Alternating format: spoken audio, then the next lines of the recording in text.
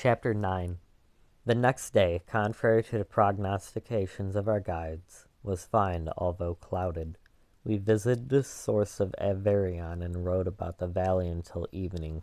These sublime and magnificent scenes afforded me the greatest consolation that I was capable of receiving. They elevated me from all the littleness of feelings, and although they did not remove my grief, they subdued and tranquilized it. In some degree, also, they diverted my mind from the thoughts over which it had brooded for the last month. I returned in the evening fatigued, but less unhappy, and conversed with my family with more cheerfulness than had ever my custom for some time. My father was pleased, and Elizabeth overjoyed. "My dear cousin," said she, "you see what happiness you diffuse when you are happy. Do not relapse again." The following morning the rain poured down in torrents, and thick mists hid the summits of the mountains. I rose early, but felt unusually melancholy. The rain depressed me. My old feelings recurred me, and I was miserable. I knew how disappointed my father would be at this sudden change, and I wished to avoid him until I had recovered myself so far as to be enabled to conceal those feelings that overpowered me. I knew that they would remain that day at the inn, and I had ever injured myself to rain, moisture, and cold. I resolved to go alone to the summit of Monivert. I remembered the effect that the view of the tremendous and ever-moving glacier had produced upon my mind when I first saw it. But it then filled me with sublime ecstasy and gave wings to the soul, and I allowed it to soar from the obscure world to light and joy.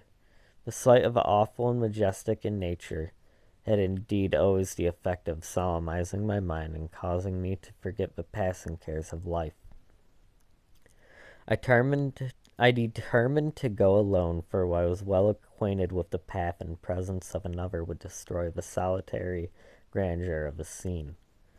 The ascent is precipitous, but the path is cut into continual and short windings, which enable you to surmount the perpendicularity of a mountain. It is a scene terrifically desolate. In 1,000 spots the traces of a winter avalanche may be perceived, where trees lie broken and stewed on the ground, some entirely destroyed, others bent, leaning upon the jutting rocks of the mountains, or transversely upon other trees. The paths as you ascend higher is intersected by ravines of snow, down which stones continually roll from above. One of them is particularly dangerous, as the slightest sound, such as even speaking in a loud voice, produces a concussion of air sufficient to draw destruction upon the head of the speaker. The pines are not tall or luxuriant, but they are somber, and add an air of severity to the scene. I looked on the valley beneath. Vast mists were rising from the rivers which ran through it, and curling in thick wreaths among the opposite mountains, whose summits were hidden in uniform clouds, while rain poured from the dark sky and added the melancholy impressions I received from the objects around me. Alas, why does man boast of sensibilities superior to those apparent in the brute? It only renders them more necessary beings. If our impulses were confined to hunger, thirst, and desire, we might be nearly free. But now we are moved by envy, wind that blows, but now we are moved by every wind that blows, and a chance word or scene that word may convey to us. We rest a dream has power to poison sleep. We rise one wandering through pollutes the day. We feel, conceive, or reason, laugh or weep, embrace fond woe, or cast our cares away.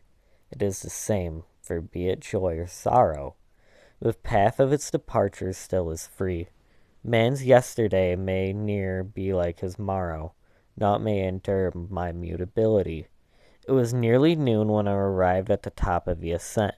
For some time I sat upon the rock that overlooks the sea of ice. A mist covered both the surrounding mountains. Presently a breeze dissipated the cloud, and I descended upon the glacier. The surface is very uneven, rising like the waves of a troubled sea, descending low, and separated by rifts that sink deep.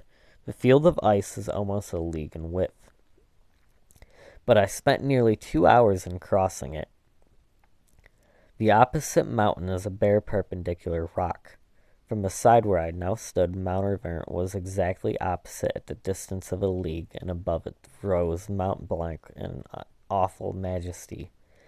I remained in a recess of a rock, gazing on this wonderful and stupendous scene.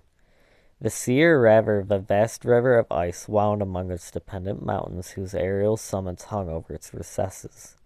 Their icy and glittering peaks shone in sunlight over the clouds. My heart, which was before sorrowful, now swelled with something like joy. I exclaimed, "Wandering spirits, if indeed ye wander, and do not rest in your narrow beds, allow me this faint happiness, or take me as your companion away from the joys of life." As I said this, I suddenly beheld the figure of a man at some distance, advancing towards me with superhuman speed. He bounced over the crevices in the ice, among which I had walked with caution. His stature also, as he approached, seemed to exceed that of man. I was troubled. A mist came over my eyes, and I felt a faintness seize me, but I was quickly restored by the cold gale of the mountains. I perceived, as the shape came nearer, sight tremendous and abhorrent, that it was the wretch whom I had created. I trembled with rage and horror, resolving to wait his approach, and then close with him in mortal combat. He approached. His countenance bespoke in bitter anguish, combined with disdain and malignity, while its unearthly ugliness rendered it almost too horrible for human eyes.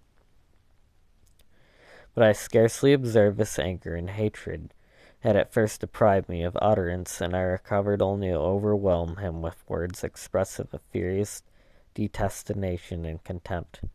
"Devil!" I exclaimed, "do you dare approach me? And do not you fear the fierce vengeable of my arm wreaked on your miserable head? Begone, vile insect, or rather stay, that I may trample you to dust. And oh, that I could with the extinction of your miserable existence restore those victims who you've so diabolically murdered." "I expected this reception," said the demon. "All men hate the wretched. How then must I be hated, who am miserable beyond all living things? Yet you, my Creator, detest and spurn me. Thy creatures, to whom thou art bound by ties only dissoluble to the annihilation of one of us. Your purpose to kill me. How dare you sport thus with life? Do your duty towards me, and I will do mine towards you and the rest of mankind. If you will comply with my conditions, I will leave them and you at peace. But if you refuse, I will glut the maw of death until it be satiated with the blood of your remaining friends." Abhorred monster, fiend that thou art, the tortures of hell are too mild a vengeance for thy crimes. Wretched devil, you reproach me with your creation. Come on, then, that I may extinguish the spark which I so negligently bestowed. My rage was without bounds. I sprang on him, impelled by all feelings which can arm one being against the existence of another.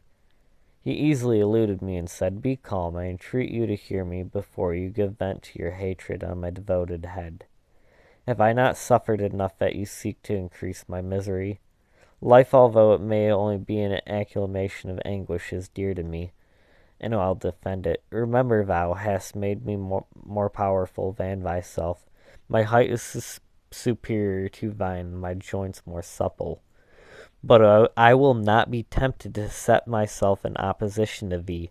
I am thy creature, and I will be even mild and docile to my natural lord and king, if thou wilt also perform thy part, the which thou owest me. O Frankenstein, be not equitable to every other, and trample upon me alone, to whom thy justice and even thy clemency and affection is most due. Remember that I am thy creature. I ought to be thy Adam, but I am rather the fallen angel, whom thou drivest from joy for no misdeed. Everywhere I see bliss, from which I alone am irrevocably excluded. I am benevolent and good. Misery made me a friend. Make me happy, and I shall again be virtuous. Begone, I will not hear you. There can be no community between you and me. We are enemies. Begone, or let us try our strength in a fight, which one must fall." How can I move thee? Will no entreaties cause thee to turn a favorable eye among thy creature who implores thy goodness and compassion? Believe me, Frankenstein, I was benevolent. My soul glowed with love and humanity. But am I not alone, miserably alone? You, my creator, abhor me. And hope can I gather from your fellow creatures who owe me nothing. They spurn and hate me. The desert mountains and dreary glaciers are my refuge. I have wandered here many days to caves of ice which I only do not fear, are a dwelling to me, and the only one which man does not grudge. These bleak skies I hail, for they are kinder to me than your fellow beings. If a multitude of mankind knew of my existence, they would do as you do, and arm themselves for my destruction. Shall I not then hate them who abhor me? I will keep no terms with my enemies. I am miserable, and they shall share my wretchedness. Yet it is in your power to recompense me, and deliver them from an evil which it only remains to you to make so great that not only you and your family, but thousands of others shall be swallowed up in the whirlwinds of its rage. Let your compassion to be moved, and do not disdain me. Listen to my tale. When you have heard that, abandon or commiserate me, as you shall judge that I deserve, but hear me. The guilty are allowed by human laws, bloody as they may be, to speak in their own defense before they are condemned. Listen to me, Frankenstein. You accuse me of murder, and yet you would, with a satisfied conscience, destroy your own creature. Oh, praise the eternal justice of man, yet I ask you do not to spare me. Listen to me, and then if you can, and if you will, destroy the work of your hands. Why do you call to my remembrance circumstances of which I shudder to reflect, that I have been the miserable origin and author? Cursed be the day, abhorred devil, in which you first saw light. Cursed, although I curse myself, be the hands that formed you. You have made me wretched beyond expression. You have left me no power to consider whether I am just to you or not. Begone, relieve me from the sight of your detested form. Thus I relieve thee, my creator, he said, and placed his hated hands before my eyes, which I flung from me with violence. Thus I take from thee a sight which you abhor. Still thou canst listen to me, and grant thy compassion. By the virtues that I once possessed, I demand this from you. Hear my tale. It is long and strange that the temperature of this place is not fitting of your fine sensations. Come to the hut upon the mountain. The sun is yet high in the heavens, before it descends to hide itself behind yon snowy precipice, and illuminate another world. You will have heard my story, and can decide on you, and you it rests, whether I quit for the neighborhood of man and lead a harmless life, become the scourge of your fellow creatures, and the author of your own speedy ruins. And he said this. He led the way across the ice. I followed. My heart was full, and I did not answer him. But as I proceeded, I weighed the various arguments that he had used, and determined at least to listen to his tale. I was partly urged by curiosity, and compassion confirmed my resolution. I had hitherto supported him in to be the murderer of my brother, and I eagerly sought a confirmation or denial of his opinion. For the first time also I felt that the duties of a creator towards his creature were, that I ought to render him happy before I complained of his wickedness. These motives urged me to comply with his demand. We crossed the ice, therefore, as he ascended the opposite rock. The air was cold, and the rain again began to descend. He entered the hut, the fiend with an air of exultation, I with a heavy heart and depressed spirits. But I consented to listen, and seating myself by the fire, which my odious companion had lighted, and he thus began his tale.